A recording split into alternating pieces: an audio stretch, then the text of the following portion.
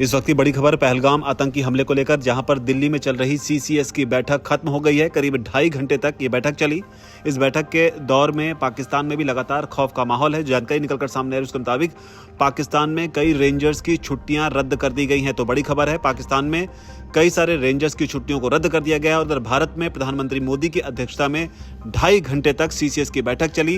हालांकि इस बीच बैठक के खत्म होने के बाद पीएम मोदी की पहली प्रतिक्रिया भी सामने आई है। पीएम मोदी की तरफ से इस बैठक को लेकर ट्वीट किया गया। उन्होंने लिखा कि पहलगाम में हुए आतंकी हमले को लेकर एक अहम बैठक की गई। सीसीएस की बैठक 7 लोक कल्याण मार्ग, जो कि प्रधानमंत्री मोदी के आवास का पता है। तो ये पीएम मोदी की पहली प्रतिक्रिया सीसीएस की बैठक के खत्म होने के बाद। इस बीच बड़ी अपडेट ये भी है, जम्मू कश्मीर पुलिस ने बड़ा ऐलान किया है कि जो भी आतंकवादियों के बारे में जानकारी देगा उसे 20 लाख रुपए का इनाम दिया जाएगा। हालांकि इस बीच बड़ी अपडेट ये भी है कि प्रधानमंत्री मोदी और अमित शाह के बीच में एक और सीक्रेट मीटिंग हुई है। सीसीएस की बैठक के बाद पीएम मोदी और अमित शाह के बीच ये बैठक हुई है।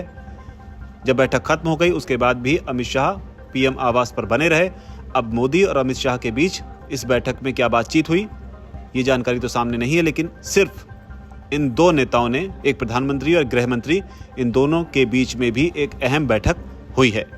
इस बैठक के क्या मायने, इस पर ज्यादा जानकारी के लिए हमारे साथ जुड़ रहे हैं दैनिक जागरण के सहायक संपादक नीलू रंजन सर। सबसे पहले आप बताइए कि सीसीएस की बैठक अगर 2.5 घंटे तक चलती है तो इससे क्या समझा जाए? क्या सरकार आज रात कोई बड़ा कदम उठा सकती है? और सीसीएस की बैठक होने के अपने आप में क्या मायने हैं? सर ये भी बताइए कि निश्चित तौर पर कई सारी चीजें हो सकता है इसमें सीक्रेट ही रखी जाएंगी, लेकिन फिर भी आप इसे कैसे देखते हैं? पहलगाम में आतंकी हमला जो हुआ और बेगुनाह पर्यटकों को जिस ढंग से मारा गया, उसको लेकर के आज प्रधानमंत्री के आवास पर जो कैबिनेट कमेटी है सिक्योरिटी की, सीसीएस, उसकी बैठक हुई।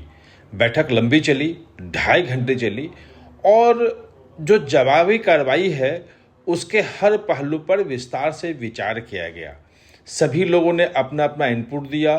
उस बैठक में प्रधानमंत्री थे, अमित शाह थे, रक्षा मंत्री राजनाथ सिंह थे, विदेश मंत्री जयशंकर थे, जो एनएसए हैं अजीत डोभाल वो भी थे, प्रधानमंत्री के जो निजी सलाहकार हैं पीएस जो हैं वो भी थे, और रॉ और आईबी के चीफ भी थे, वहाँ पे विदेश सचिव भी थे। और ये सब जो बैठक चली उसमें जो प्रधानमंत्री का जो रुख था, उन्होंने जो शुरुआत की वो काफ़ी गंभीर थे और उन्होंने कहा कि हमारी परीक्षा बार बार ली जा रही है। हम जो शांति चाहते हैं, हम जो कोई किसी का कुछ बिगाड़ना नहीं चाहते हैं, और उसके बाद भी बार बार हमारी परीक्षा ली जा रही है, हमारी सहनशीलता की परीक्षा ली जा रही है, और ये ठीक नहीं है।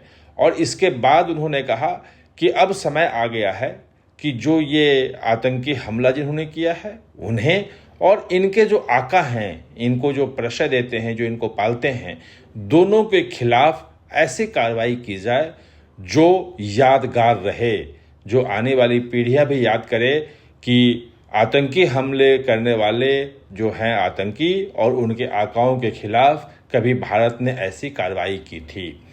बैठक में जो रक्षा मंत्री राजनाथ सिंह थे उन्होंने विस्तार से बताया कि 3 घंटे इसके पहले वो तीनों सेनाध्यक्षों के साथ बैठक कर चुके थे और बैठक में क्या क्या सेना की तैयारियां हैं, क्या क्या वो कर सकती हैं, उसके ऑप्शन के बारे में बताया।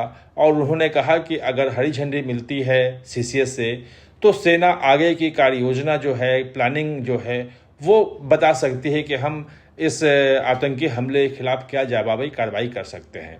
वहीं जयशंकर हैं, उन्होंने विस्तार से जानकारी दी कि किस ढंग से पाकिस्तान अलग थलग है और कूटनीतिक रूप से उससे अलग थलग करने के लिए और कई कदम उठाए जा सकते हैं। और दुनिया के सभी देशों ने इस हमले की निंदा की है, सब भारत के साथ हैं और वो जल्द ही पाकिस्तान की इसमें जो संलिप्तता है, आतंकी हमले के पीछे जो पाकिस्तान का हाथ है, उसके सारे सबूतों के साथ पूरी दुनिया के सभी देशों को वो पहुंचाएंगे, वो देंगे, ताकि भारत इसके खिलाफ जो भी कार्रवाई करेगा उसको सही माना जाए, लोग उसके पक्ष में खड़े हों, ऐसा किया जाएगा। जबकि अमित शाह का था कि अमित शाह ने विस्तार से बताया वहाँ पे कि किस ढंग से वहाँ पे हमला हुआ, वहाँ पे जो शांति आई है 5 सालों में वो शांति भंग करने की कोशिश की जा रही है, और अगर अभी जवाबी कार्रवाई नहीं की गई तो फिर देर हो जाएगी और फिर वहाँ से आतंकवाद के जो जड़ें हैं वो जमनी शुरू होंगी। वहाँ पे जो खुशहाली आ रही है, जो अर्थव्यवस्था है, वो कहीं ना कहीं से ख़त्म होगी, और अगर एक बार फिर आतंकवाद वहाँ आया तो फिर मुश्किल का सामना करना पड़ेगा। और इसीलिए अब कार्रवाई का समय आ गया है। अब देखना यह है कि आज ये बैठक में फैसले हुए हैं, डिटेल्स क्या क्या स्ट्रेटजी है वो तो न शेयर किया जाएगा न बताया जाएगा, लेकिन हाँ, जो जवाबी कार्रवाई ऐसी होगी जो सख्त हो, यादगार हो, ऐसी कार्रवाई को हरी झंडी मिल गई है। जी बिल्कुल। तो कुल मिलाकर सीसीएस की बैठक से क्या निकल कर आएगा, इसके बाहर आने की संभावनाएं बेहद कम हैं, लेकिन इस बीच आज की रात पाकिस्तान पर भारी जरूर हो सकती है। जिस तरह का माहौल पाकिस्तान की ओर से देखने को मिल रहा है, जो भी अपडेट इस खबर पर निकलकर सामने आएगी, पल पल की अपडेट दैनिक जागरण आप तक पहुंचा रहा है।